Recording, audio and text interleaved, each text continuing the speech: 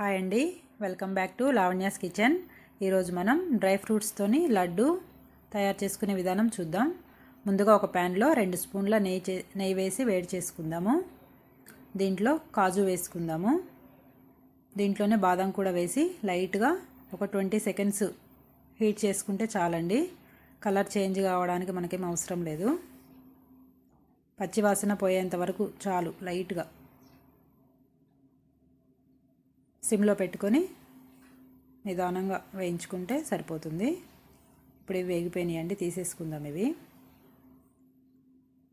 అదే ప్యాన్లో కిస్మిస్ కూడా వేసుకొని ఇవి కూడా అలాగే లైట్గా వేడి చేసుకుందాము. కలర్ చేంజ్ అవ్వనవసరం లేదు. ఇవి లైట్గా రోస్ట్ అయితే చాలు. అలా కలర్ వాసన పచ్చి వాసన పోయేంత వరకు చాలు. ఇవి కూడా తీసుకొని అదే ప్యాన్లో గసగసాలు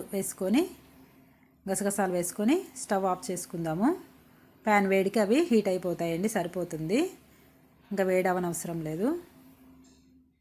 ఎక్కువ హీట్ ఉంటే మాడిపోతాయి, అందుకని అదే వేడితో సరిపోతుందండి.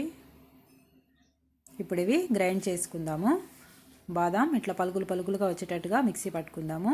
తర్వాత కాజు అలాగే పలుకులుగా పట్టుకుందాం. తర్వాత కిస్మిస్ కూడా వేసేసుకుందామండి.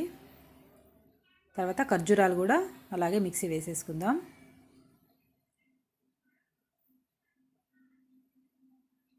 ఇవన్నీ బాగా కలిపేసుకుందాము.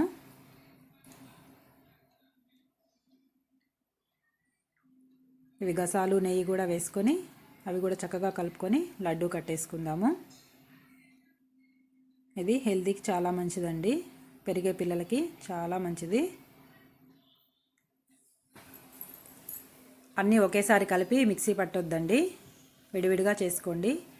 ఈ వంట కనుక మీరు ఫస్ట్ టైం చూసినట్టయితే సబ్స్క్రైబ్ చేసుకోండి, పక్కనున్న బెల్ ఐకాన్ క్లిక్ చేయండి. Thank you.